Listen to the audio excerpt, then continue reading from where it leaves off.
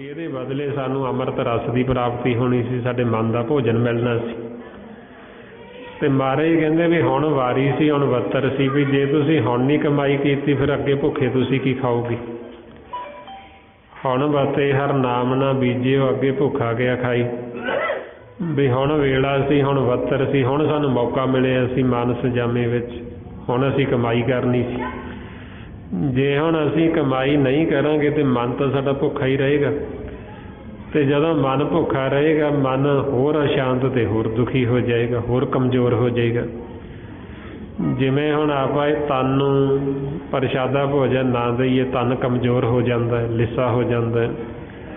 ਇਸੇ ਤਰ੍ਹਾਂ ਹੀ ਜਦੋਂ ਸਾਡੇ ਮਨ ਦਾ ਭੋਜਨ ਅਸੀਂ ਮਨ ਨੂੰ ਨਹੀਂ ਦਿੰਦੇ, ਸਾਡਾ ਮਨ ਕਮਜ਼ੋਰ ਹੋ ਜਾਂਦਾ। ਸਾਡਾ ਜਿਹੜਾ ਮਨ ਹੈ ਉਹ ਲਿੱਸਾ ਹੋ ਜਾਂਦਾ। ਤੇ ਜਿਹੜਾ ਮਨ ਕਮਜ਼ੋਰ ਹੋ ਗਿਆ ਉਹਦੇ ਫਿਰ ਇਹ ਲੱਛਣ ਨੇ, ਉਹਨੂੰ ਨਿੱਕੀ ਨਿੱਕੀ ਗੱਲ 'ਤੇ ਗੁੱਸਾ ਚੜ੍ਹਦਾ। ਜਿਹੜਾ ਮਨ ਕਮਜ਼ੋਰ ਹੋ ਗਿਆ ਉਹਨੇ ਫਿਰ ਛੋਟੀ ਛੋਟੀ ਗੱਲ 'ਤੇ ਚਿੰਤਾ ਕਰਨੀ, ਉਹਨੇ ਫਿਕਰ ਕਰਨਾ ਹੈ।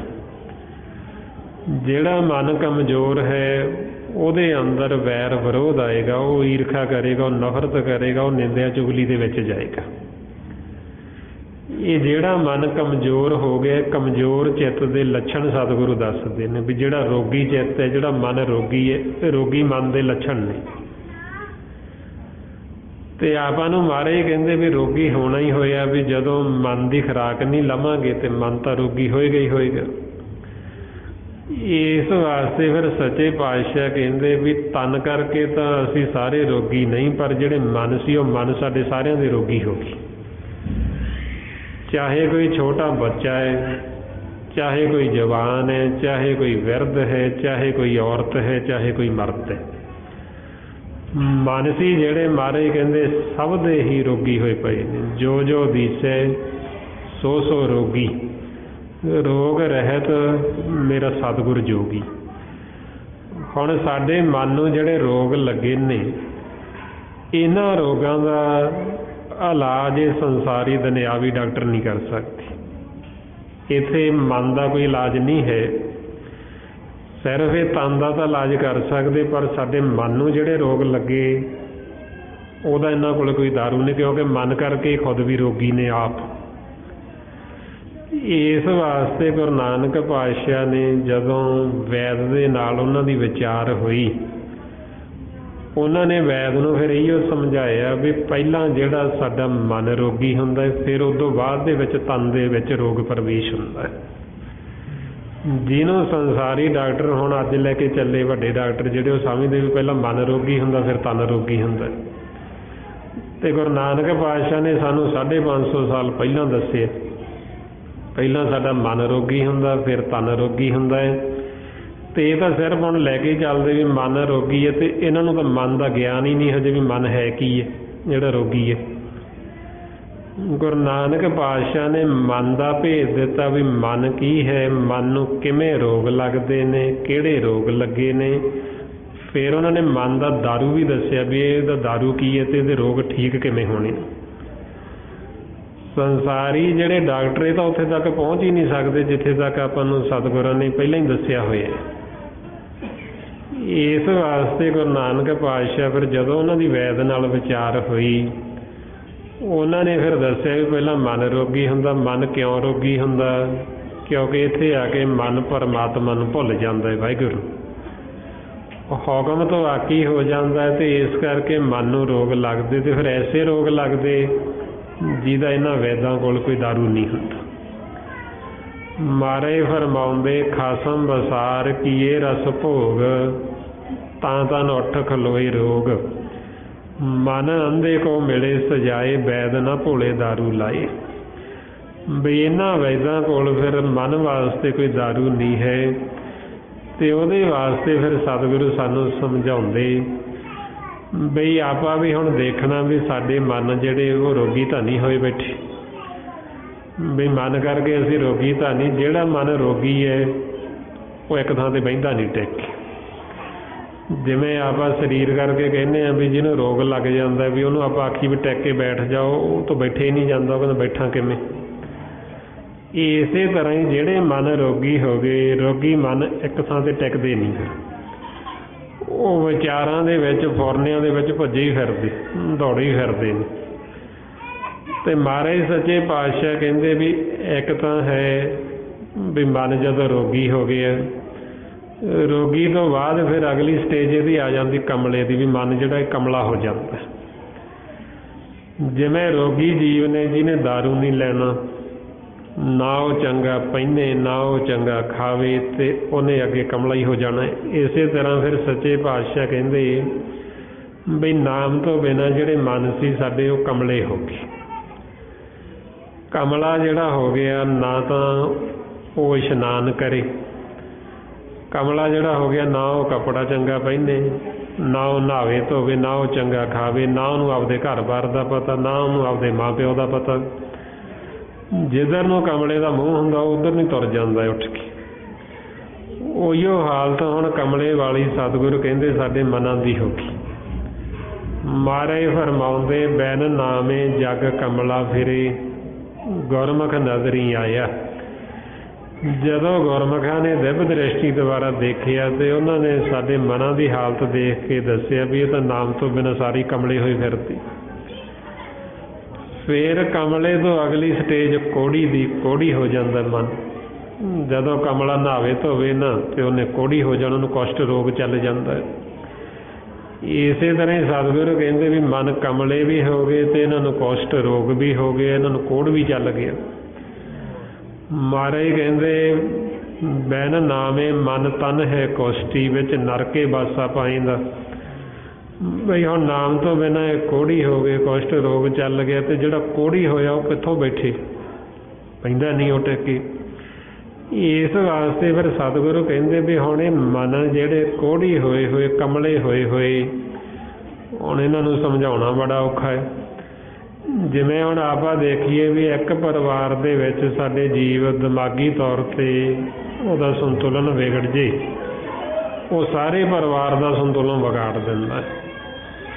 ਅਤੇ ਜਿੱਥੇ ਸਾਰਾ ਪਰਿਵਾਰ ਹੀ ਕਮਲਿਆਂ ਦਾ ਇਕੱਠਾ ਹੋ ਜੇ ਅਤੇ ਉੱਥੇ ਤਾਂ ਮਹਾਰਾਜ ਕਹਿੰਦੇ ਵੀ ਸ਼ਾਂਤੀ ਰਹਿ ਹੀ ਨਹੀਂ ਸਕਦੀ। ਉੱਥੇ ਤਾਂ ਫਿਰ ਉਹ ਸਾਰੇ ਜਦੋਂ ਕਮਲੇ ਹੋ ਗਏ ਇਕੱਠੇ, ਅਤੇ ਸਤਿਗੁਰੂ ਕਹਿੰਦੇ ਵੀ ਉੱਥੇ ਫਿਰ ਇਹ ਮਨ ਜਿਹੜੇ ਰੁਕਦੇ ਨਹੀਂ।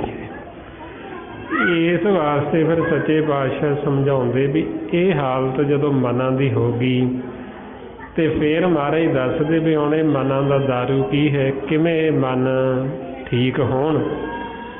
ਉਹਦੇ ਵਾਸਤੇ ਫਿਰ ਇਹ ਸਤ ਸੰਗਤ ਹੈ, ਗੁਰੂ ਦੀ ਸ਼ਰਨ ਦੇ ਵਿੱਚ ਆਪਾਂ ਆਉਂਦੇ ਹਾਂ ਤਾਂ ਕਿ ਸਾਡੇ ਜਿਹੜੇ ਮਨ ਨੇ ਇਹ ਮਨਾਂ ਦੇ ਰੋਗ ਠੀਕ ਹੋ ਜਾਣ, ਸਾਡੇ ਮਨ ਠੀਕ ਹੋ ਜਾਣ। ਅਤੇ ਉਹਦੇ ਵਾਸਤੇ ਫਿਰ ਸਤਿਗੁਰੂ ਆਪਾਂ ਨੂੰ ਨਾਲ ਨਾਲ ਹੀ ਸਿਮਰਨ ਅਤੇ ਨਾਲ ਨਾਲ ਆਪਾਂ ਨੂੰ ਗਿਆਨ ਦਿੰਦੇ ਨੇ।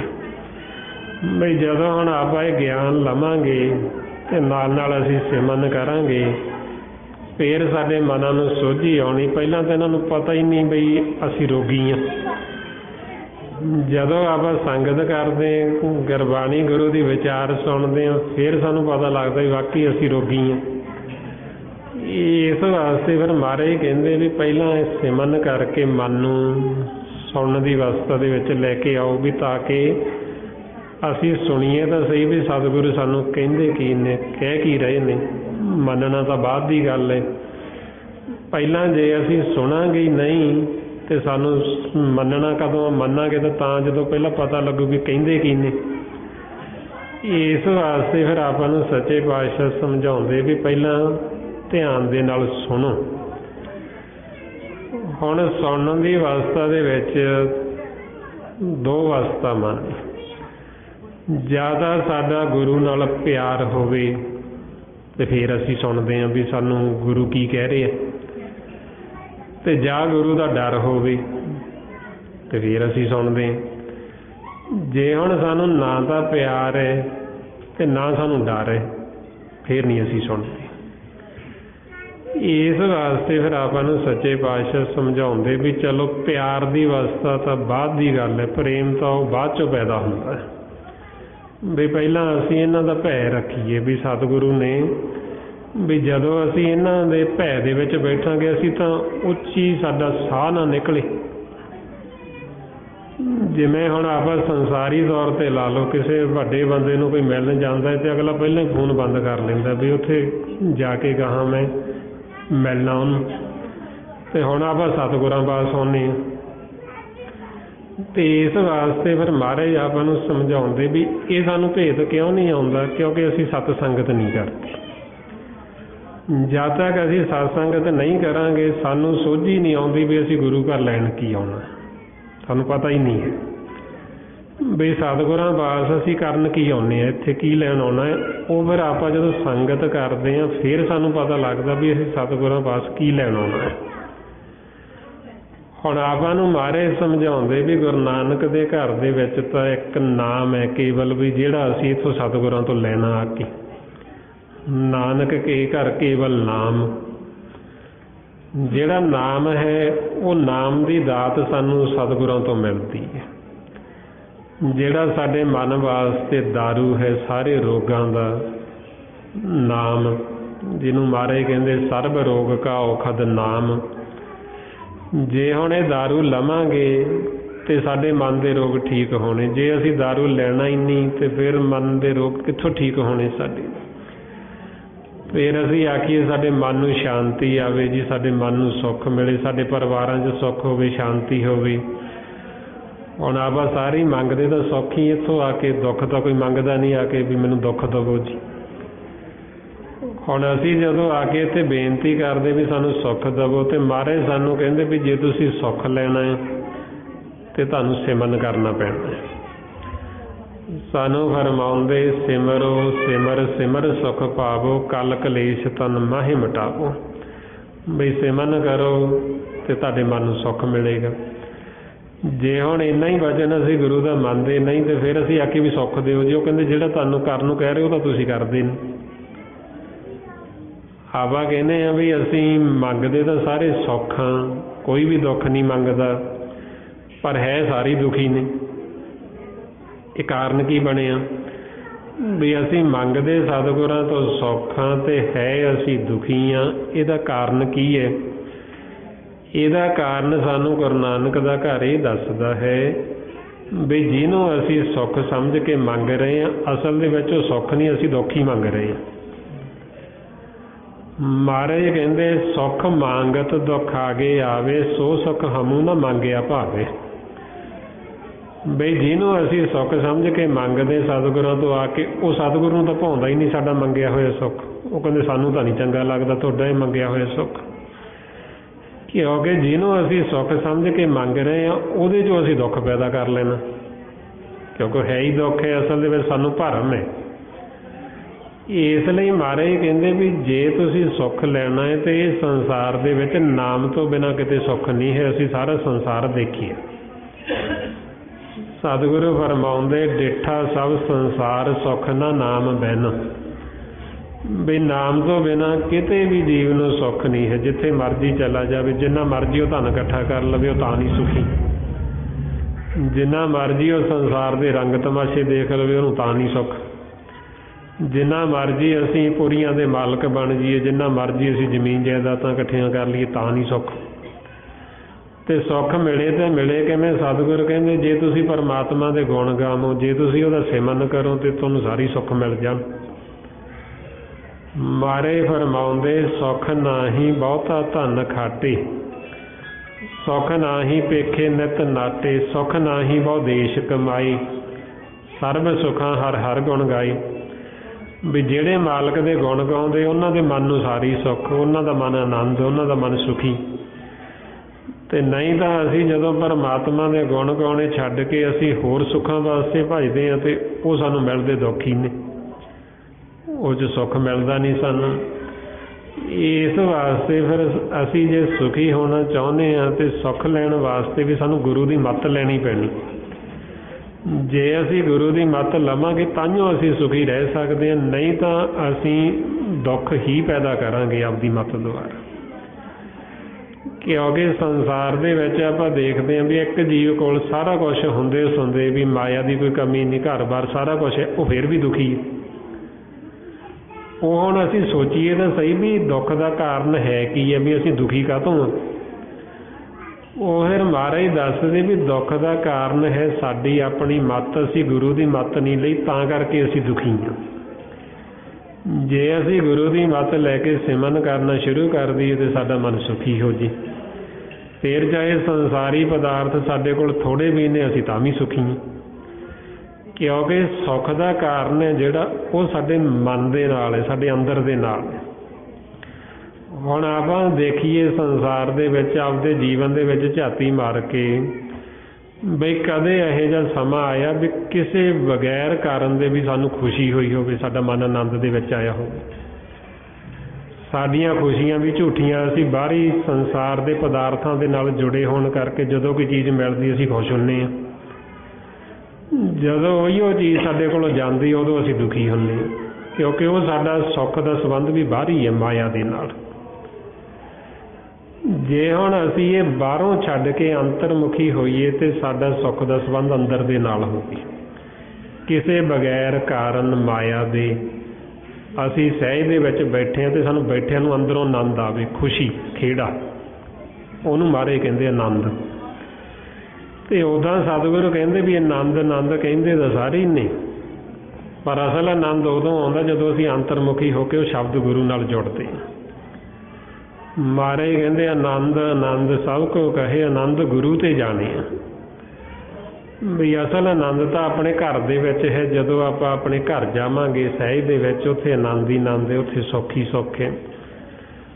ਹੁਣ ਆਪਣੇ ਘਰ ਜਾਣ ਵਾਸਤੇ ਆਓ, ਜੋ ਸਤਿਗੁਰੂ ਆਪਾਂ ਨੂੰ ਇਹ ਸਾਸ ਗਿਰਾ ਸਿਮਨ ਦੱਸਦੇ ਵੀ ਜਦੋਂ ਹੁਣ ਅਸੀਂ ਆਪਣੇ ਘਰ ਜਾਣਾ, ਅਸੀਂ ਸੁੱਖ ਲੈਣਾ, ਉਹਦੇ ਵਾਸਤੇ ਫਿਰ ਸਿਮਨ ਕਰਨਾ ਪੈਣਾ, ਸਾਨੂੰ ਅੰਤਰਮੁਖੀ ਹੋਣ ਵਾਸਤੇ ਸਿਮਨ ਕਰਨਾ ਪੈਣਾ।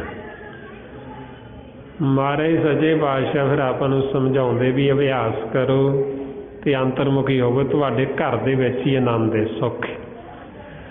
ਸਭ ਕੁਛ ਘਰ ਮੈਂ ਬਾਹਰ ਨਾਹੀਂ, ਬਾਹਰ ਟੋਲੇ ਸੋ ਭਰਮ ਭੁਲਾਈ। ਜੇ ਅਸੀਂ ਬਾਹਰੋਂ ਸੁੱਖਾਂ ਦੀ ਆਸ ਲਾਈ ਬੈਠੇ ਹਾਂ ਤੇ ਅਸੀਂ ਅਜੇ ਭਰਮ 'ਚ, ਸਾਨੂੰ ਉਹ ਆਨੰਦ ਦਾ ਪਤਾ ਨਹੀਂ ਹੈ ਜਿਹੜਾ ਸਾਡੇ ਅੰਦਰ ਹੈ। ਤਾਂ ਫਿਰ ਆਪਾਂ ਨੂੰ ਸੱਚੇ ਪਾਤਸ਼ਾਹ ਕਹਿੰਦੇ ਵੀ ਤੁਸੀਂ ਅੰਤਰਮੁਖੀ ਹੋਵੇ। ਇੱਕ ਵਾਰ ਸਾਡਾ ਮਨ ਘਰ ਚਲਾ ਜਾਵੇ, ਇੱਕ ਵਾਰ ਅਸੀਂ ਉਹ ਆਨੰਦ, ਉਹ ਸੁੱਖ ਦੇਖ ਲਈਏ ਸਾਡੇ ਘਰ ਦਾ, ਫਿਰ ਜਦੋਂ ਅਸੀਂ ਘਰ ਤੋਂ ਬਾਹਰ ਵੀ ਆਵਾਂਗੇ ਸਾਨੂੰ ਪਤਾ ਲੱਗ ਜਾਂਦਾ ਵੀ ਇੱਧਰ ਤਾਂ ਉਹ ਆਨੰਦ ਹੀ ਨਹੀਂ ਹੈ ਕਿਸੇ ਚੀਜ਼ ਦੇ ਵਿੱਚ ਜਿਹੜਾ ਸਾਡੇ ਘਰ ਦੇ ਵਿੱਚ ਆਨੰਦ ਹੈ। ਫਿਰ ਅਸੀਂ ਉਹੀਓ ਆਨੰਦ, ਉਹੀਓ ਸੁੱਖ ਇੱਧਰ ਬਾਹਰ ਆ ਕੇ ਘਰ ਤੋਂ ਭਾਲਦੇ ਹਾਂ, ਤੇ ਫਿਰ ਸਾਨੂੰ ਕਿਸੇ ਨੂੰ ਕਹਿਣ ਦੀ ਲੋੜ ਨਹੀਂ ਪੈਂਦੀ ਵੀ ਸਿਮਰਨ ਕਰੋ, ਫਿਰ ਅਸੀਂ ਆਪਦੇ ਆਪ ਹੀ ਕਰਦੇ ਰਹਿੰਦੇ ਹਾਂ। ਇਸ ਵਾਸਤੇ ਸਤਿਗੁਰੂ ਫਰਮਾਉਂਦੇ ਘਰ ਸੁੱਖ ਵਸਿਆ, ਬਾਹਰ ਸੁੱਖ ਪਾਇਆ, ਕਹੋ ਨਾਨਕ ਗੁਰ ਮੰਤਰ ਦ੍ਰਿੜਾਇਆ। ਵੀ ਜਦੋਂ ਅਸੀਂ ਫਿਰ ਘਰ ਦੇ ਵਿੱਚ ਚਲੇ ਗਏ, ਉੱਥੇ ਸੁੱਖ ਲਿਆ, ਆਨੰਦ ਲਿਆ, ਤੇ ਫਿਰ ਦੇਖਾਂਗੇ ਵੀ ਉਹੀ ਆਨੰਦ ਬਣਿਆ ਰਵੇ ਘਰ ਤੋਂ ਬਾਹਰ ਵੀ। ਆਓ ਹੁਣ ਇੱਕ ਵਾਰ ਅਸੀਂ ਮਨ ਨੂੰ ਘਰ ਲੈ ਕੇ ਚੱਲੀਏ ਤਾਂ ਕਿ ਇਹ ਆਨੰਦ, ਇਹ ਉਹ ਸੁੱਖ ਨੂੰ ਦੇਖ ਲਵੇ। ਇੱਕ ਕਿਣਕਾ ਮਾਤਰ ਵੀ ਜੇ ਅਸੀਂ ਉਹ ਆਨੰਦ ਲੈ ਲਿਆ ਨਾ, ਤੇ ਉਹ ਆਨੰਦ ਸਾਨੂੰ ਭੁੱਲਣਾ ਹੀ ਨਹੀਂ, ਕਿਉਂਕਿ ਫਿਰ ਆਪਾਂ ਦੇਖਦੇ ਹਾਂ ਇੱਧਰ ਆ ਕੇ ਵੀ ਜਿਹੜਾ ਸੁੱਖ ਉੱਥੇ ਸਾਨੂੰ ਮਿਲਿਆ ਵੀ ਇੱਥੇ ਕਿਹੜੀ ਚੀਜ਼ ਦੇ ਵਿੱਚ ਸੁੱਖ ਹੈ। ਫਿਰ ਜਦੋਂ ਆਪਾਂ ਦੇਖਦੇ ਹਾਂ ਫਿਰ ਸਾਨੂੰ ਪਤਾ ਲੱਗਦਾ ਵੀ ਇੱਥੇ ਤਾਂ ਕਿਸੇ ਚੀਜ਼ ਦੇ ਵਿੱਚ ਉਹ ਆਨੰਦ ਹੈ ਹੀ ਨਹੀਂ, ਉਹ ਸੁੱਖ ਹੈ ਹੀ ਨਹੀਂ ਹੈ। ਆਓ ਹੁਣ ਆਪਾਂ ਆਪਦੇ ਘਰ ਜਾਣ ਵਾਸਤੇ ਸਾਰਿਆਂ ਨੇ ਸਾਸ ਗਿਰਾ ਸਿਮਰਨ ਕਰਨਾ ਹੈ। ਜਦੋਂ ਆਪਣੇ ਸਵਾਸ ਅੰਦਰ ਨੂੰ ਜਾਂਦੇ ਆਪਾਂ ਵਾਹੇ ਕਹਿਣਾ, ਅਤੇ ਆਪਣੀ ਆਵਾਜ਼ ਨੂੰ ਕੰਨਾਂ ਨਾਲ ਸੁਣਨਾ ਹੈ। ਜਦੋਂ ਸਵਾਸ ਆਪਣਾ ਬਾਹਰ ਨੂੰ ਆਉਂਦੇ ਆਪਾਂ ਗੁਰੂ ਬੋਲਣਾ ਹੈ, ਅਤੇ ਆਪਦੀ ਆਵਾਜ਼ ਨੂੰ ਪੂਰਾ ਧਿਆਨ ਦੇ ਨਾਲ ਸੁਣਨ ਦੀ ਕੋਸ਼ਿਸ਼ ਕਰਨੀ।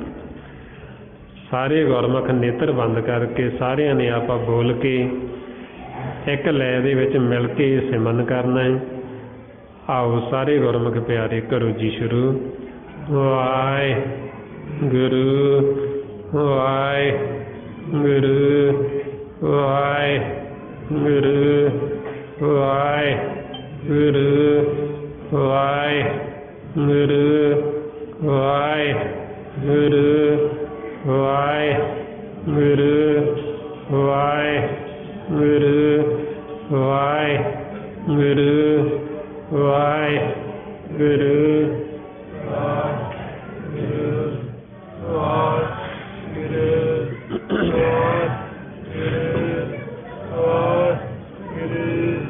ਵਾਹਿਗੁਰੂ ਵਾਹਿਗੁਰੂ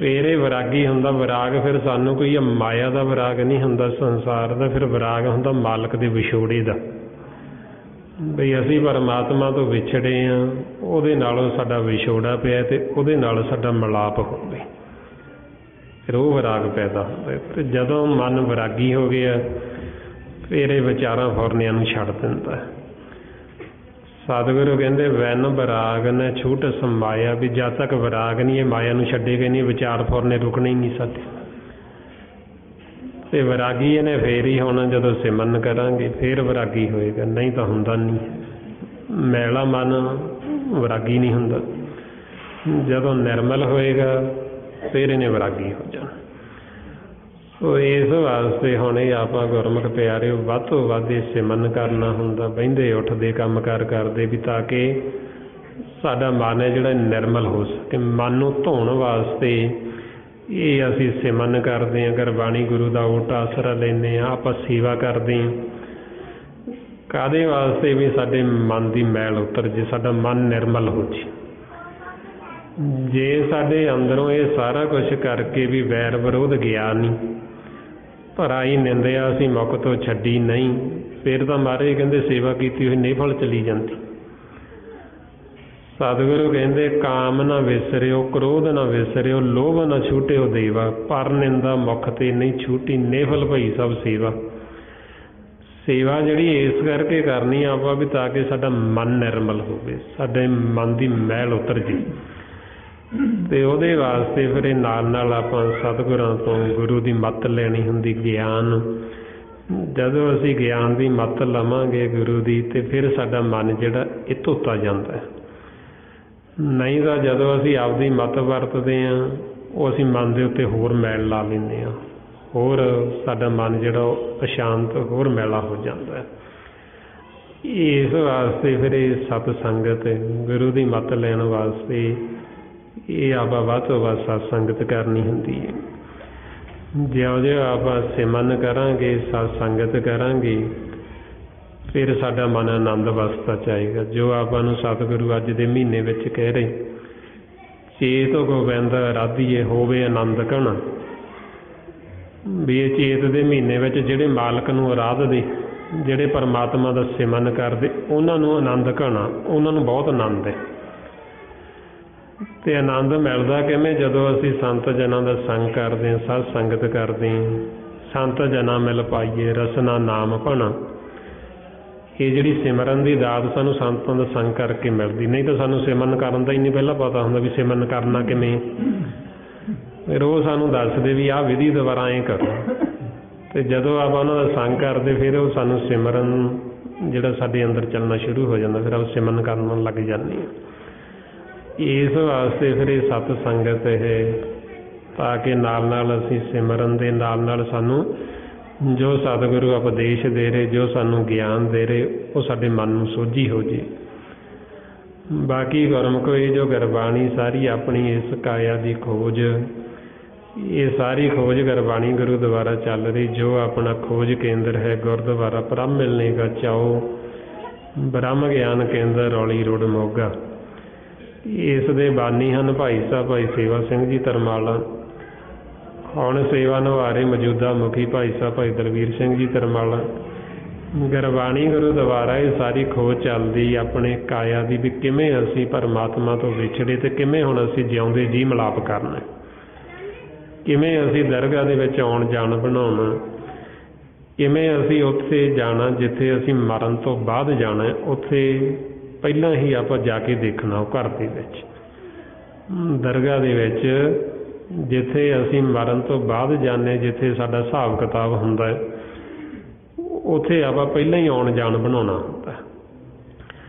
ਅਤੇ ਜੇ ਅਸੀਂ ਭੁੱਲ ਗਏ ਹਾਂ, ਸਤਿਗੁਰੂ ਕਹਿੰਦੇ ਵੀ ਉਹ ਪੁੱਛ ਲਓ, ਤੁਸੀਂ ਗੁਰਬਾਣੀ ਗੁਰੂ ਤੋਂ ਪੁੱਛ ਲਓ। ਕੀ ਪੁੱਛਣਾ? ਮਹਾਰਾਜ ਕਹਿੰਦੇ ਅੰਤਰ ਕੀ ਗਤ ਜਾਣੀਏ, ਗੁਰ ਮਿਲਿਆ ਸ਼ੰਕ ਅਤਾਰ, ਮੋਇਆਂ ਜਿੱਤ ਕਰ ਜਾਈਏ ਤਿਤ ਜੀਵਤੇ ਅਮਰ ਮਾਰ, ਵੀ ਜਿੱਥੇ ਮਰ ਕੇ ਜਾਈਦਾ ਜਿਉਂਦੇ ਜੀ ਪਹੁੰਚੋ। ਹੁਣ ਜਿਉਂਦੇ ਜੀ ਪਹੁੰਚਣ ਦਾ ਮਤਲਬ ਵੀ ਸਾਨੂੰ ਮਰਨਾ ਪੈਣਾ, ਸ਼ਬਦ ਦੁਬਾਰਾ ਮਰਨਾ ਪੈਣਾ ਮਨ।